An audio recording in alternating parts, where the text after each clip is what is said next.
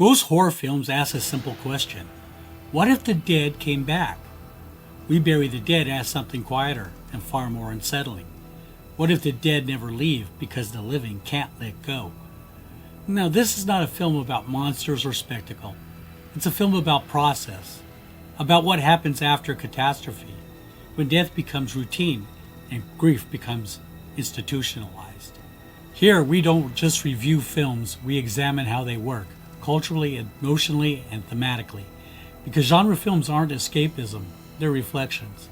Every frame is a choice. Every image carries meaning, and every frame is a story. Today's film is We Bury the Dead, a grief-forward horror film that uses apocalypse, ritual, and silence to ask a much quieter question. What happens after everything has already gone wrong? Hi, I'm Rob, and this is A Constantly Racing Mind, a channel dedicated to science fiction, horror, action, adventure, prop culture, and all things geek.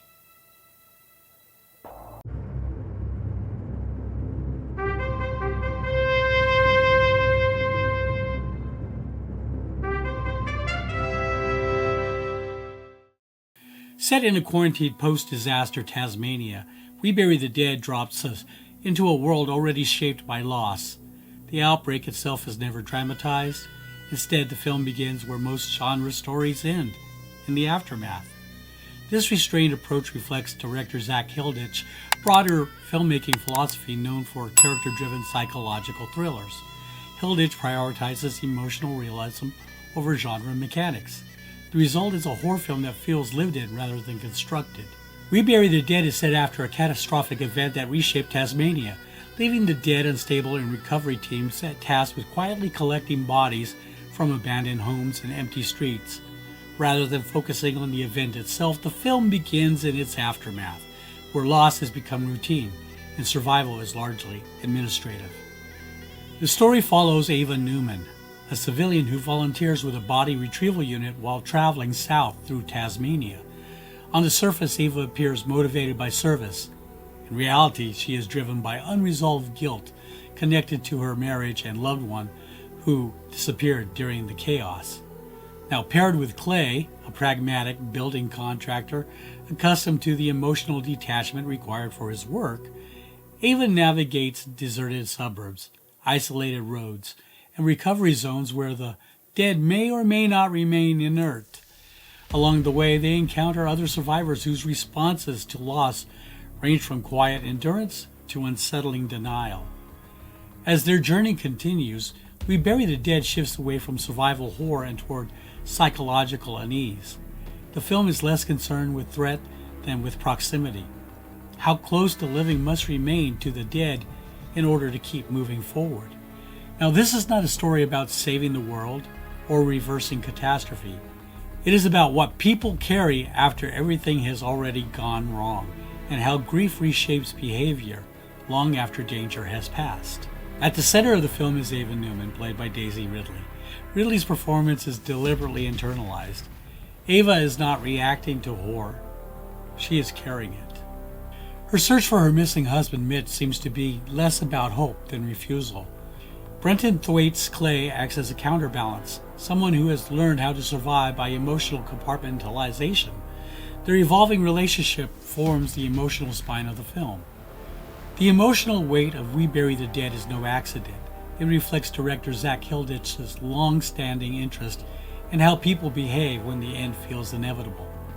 Hilditch previously directed 1922, back in 2017, adapted from Stephen King's novella, a film obsessed with guilt that refuses to stay buried. Their horror manifests slowly, as moral decay and psychological rot than supernatural escalation. Earlier, Hilditch explored apocalypse from a different angle. In These Final Hours, a story set in the final day before global annihilation, that film isn't about preventing the end, it's about how people choose to behave when survival is no longer an option. We Bury the Dead feels like a synthesis of those ideas. Like 1922, it treats internal collapse as the true horror. Like These Final Hours, it accepts that the catastrophe has already happened. The only question left is how the living respond. That thematic continuity is reinforced visually by cinematographer Stephen Annis, whose work include Color Out of Space, 2019, I Am Mother, also in 2019, and The Crow, just 2024, and an episode of Foundation back in 21. Annis adeptly strikes a balance between expansive genre works and intimate character framing in all those projects. Those instincts converge here through desaturated palettes, vast negative space, and restrained camera movement. Now, although the film was shot in Australia, the story is set in Tasmania, and that choice is deliberate. Tasmania is an island state defined by isolation, small population centers, limited infrastructure, redundancy, and vast protected wilderness. Now, in a crisis, Tasmania wouldn't collapse loudly, it would empty quietly. Now, that geography does much of the storytelling work, making quarantine zones, recovery units, and procedural burial feel plausible without any heavy exposition. Shot on location in Albany, West Australia. Now, I haven't been there, but I guess the landscapes double convincingly for Tasmania's rugged terrain. Now, here the characters are dwarfed by the environment, visually reinforcing grief as something larger than individual will. Now, professionally known as just Clark, composer Chris Clark's ambient score further strips away emotional cushioning, allowing wind, footstep, and silence to carry tension. The principal photography took somewhere between February 19th, March 26th, so roughly a little over a month in filming. Then, of course, there's all the visual effects and post-production work that also needs to happen afterwards. The remote coastal and inland regions of Western Australia offer vast, empty environments that emphasize isolation and post-catastrophe stillness. The choice of location supports the film's emotional realism, grounding its genre elements in tangible physical space. Now, what I notice is that with a tight 95-minute runtime and an R rating for disturbing content, We Bury the Dead remains focused and unsentimental. Every production decision, from framing to sound, exists to support its core idea. Grief does not erupt. It settles. So here's a quick spoiler warning. No, I'm not going to divulge the full plot here. That could come later. Please refer to the time codes if you are interested, though. Here I am going to discuss the theme and narrative in more detail, so beware. Rather than positioning the undead as villains, the film frames grief itself as the inescapable force. Ava's eventual encounter with Mitch does not offer reunion or release. His presence exists in liminal state, physically and emotionally unreachable, which in a way was the same during their relationship before the catastrophe. Now, the choice to bury rather than to rescue is the film's defining moment. It is not framed as triumph but as acceptance. The film closes without catharsis. Burial continues, recovery units keep working, life adapts around loss rather than overcoming it. Financially, We Bury the Dead reflects the modern prestige horror model, a mid-range budget, limited theatrical exposure, and long-tail streaming value. Its success is measured not by box office spectacle but by thematic longevity. Hilditch's film deals with grief as a logistical process, ritual replacing healing, institutional control versus personal loss, landscapes as emotional mirrors. Now, I believe these production choices unify performance, visuals, and sound into a coherent grief horror statement rather than a traditional zombie narrative. Now, there's a trend. Since 2018, I've noticed this horror trend emerging. Trauma-forward storytelling, ambiguity over explanation, emotional realism replacing monsters. Now, this means, in my opinion, that modern horror doesn't rely on monsters anymore. Films like Hereditary, Relic, and The Night House replace threat with trauma and explanation with ambiguity. We Bury the Dead fits squarely into that lineage. A film where grief isn't defeated, only carried. Now, this film is not designed to scare quickly. It is designed to linger. I rate it 4 out of 5, as I like films that make me wonder how I would react or adapt to a situation like this. Would I rise to the occasion and face it head on? Or would I retreat like Ava's initial recovery partner? She ran. The estimated production budget for this film was about somewhere between 8 and 15 million. It's an industry estimate. It's not disclosed officially, but we do know that there was a lot of government support in getting this film made. As far as its box office performance, on its U.S. opening weekend, the film grossed around $2,500,000 domestically. Internationally, it gained another $18,000, and worldwide, it comes to around $2,520,000. That's as of the latest reporting. With a film like this, the primary financial value derives from streaming acquisitions and long-tail performance rather than wide theatrical return. Now, this production model reflects modern prestige horde economics, controlled budgets, festival premieres, and extended streaming life rather than dependence on opening weekend box office. Now, that's a change that I think really needs to happen as well. As far as the critical reception, critics have responded favorably, praising the emotional weight in Ridley's performance, while audience scores are more mixed, a pattern common with films that prioritize mood and thematic depth over conventional horror thrills. Metacritic gives it a 61 out of 100, generally favorable based on 16 critic reviews. Rotten Tomatoes gives it an 84%. The Tomato Meter, 83 critical reviews, and 46 Popcorn Meter audience approval. Now, Letterboxd and IMDb, mixed to varied viewer scores, reflecting differing audience expectations and appreciation for emotional themes over genre thrills. Critically broadly praised the film's emotional texture, Ridley's performance and its thoughtful subversion of zombie tropes, while some note a slower pace and tension between mood and action. So we're now venturing into full spoiler territory. So pause now and go see the film, or jump ahead to the full film character analysis. Okay, We Bury the Dead unfolds after a mass casualty catastrophe that has destabilized Tasmania, Australia. The film never depicts the event itself. Instead, it situates the audience in its aftermath, where death has become procedural and recovery units move from home to home, collecting bodies that may or may not remain inert. Ava Newman, Daisy Ridley, joins a civilian-assisted body retrieval program in Tasmania under false emotional pretenses. Now, officially, she is there to help.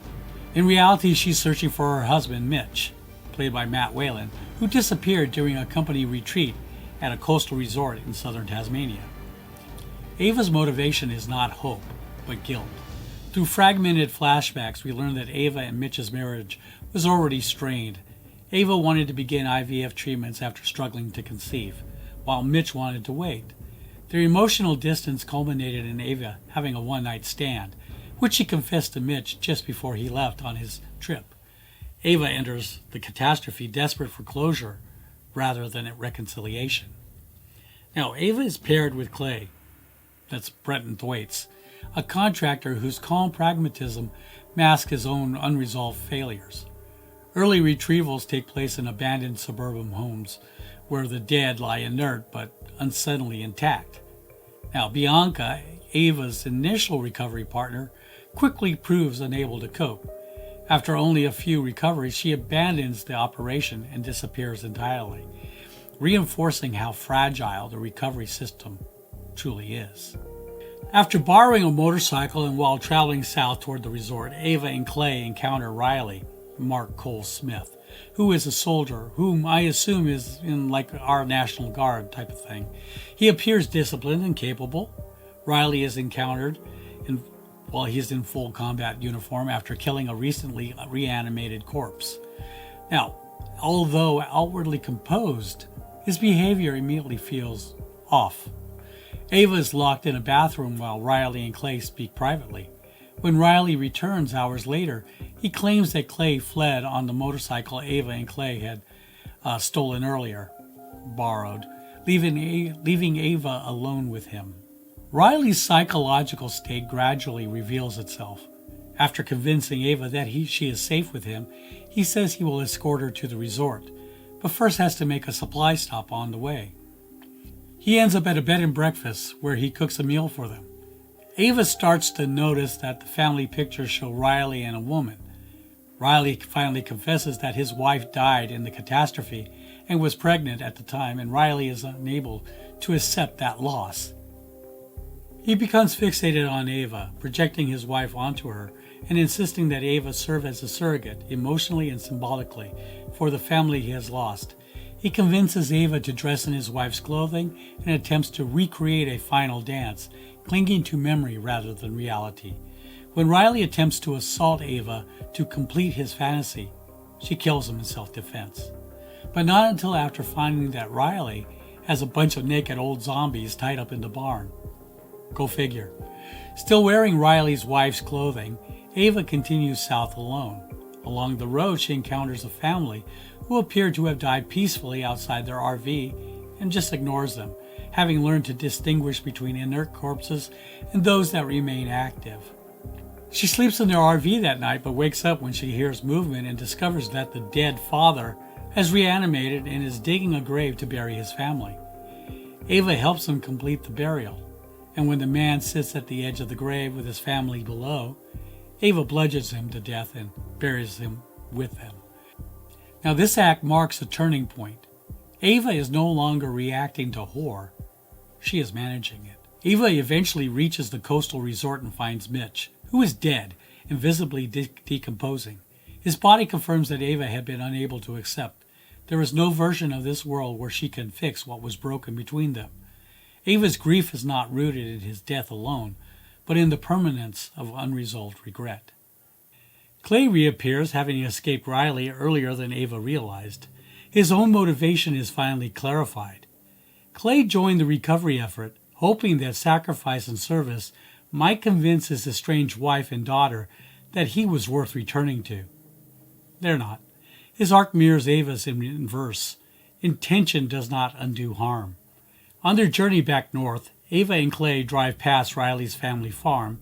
Standing in the middle of the road, however, is Riley's dead wife, red-haired and bloody from childbirth. She does not attack or pursue them. Instead, she looks toward a nearby field and lingers before walking away. Ava hears a baby crying. Following the sound, Ava and Clay discover what appears to be ruins, containing a stone altar. There they find a newborn child with red hair, alive and crying. The child's existence suggests something profoundly unsettling. Life emerging from death, outside of ritual, outside of control. Now, the film ends here, without explanation, without comfort. We Bury the Dead closes not on resolution, but on endurance, confronting the audience with the possibility that grief and life can coexist, unresolved and irreversible. This film's casting is deliberate and quietly subversive. Rather than leaning on performers known primarily for grounded drama, We Bury the Dead anchors its grief horror narrative with actors whose public identities are shaped by science fiction and fantasy spectacle. That contrast deepens the film's impact. Daisy Ridley is globally associated with science fiction through her role as Rey in the Star Wars sequel trilogy. That work positioned her as a symbol of destiny, driven narratives, mythic inheritance, and large-scale heroism. Outside of Star Wars, Ridley's genre work continues to orbit speculative storytelling rather than intimate realism. Now, I think casting Ridley matters because in We Bury the Dead, Ridley is stripped of spectacle. There is no prophecy, no cosmic meaning, no narrative reassurance that perseverance leads to reward.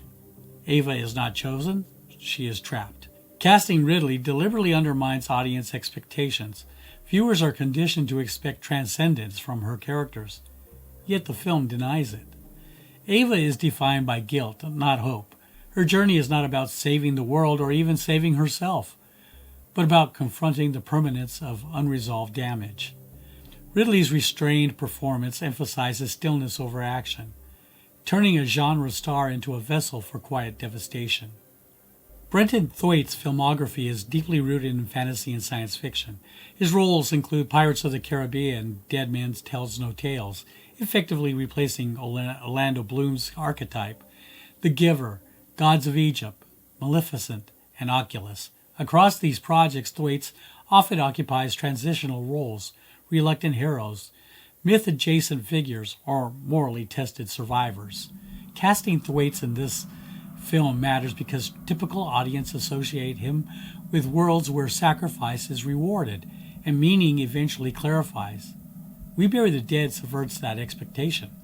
Clay's service, endurance, and good intentions do not repair his fractured family or redeem his past failures. Clay represents duty without absolution. His calm competence contrasts with Ava's emotional fixation, yet his arc reveals a parallel truth. Intention does not undo harm. Thwaites' genre history sharpens this realization.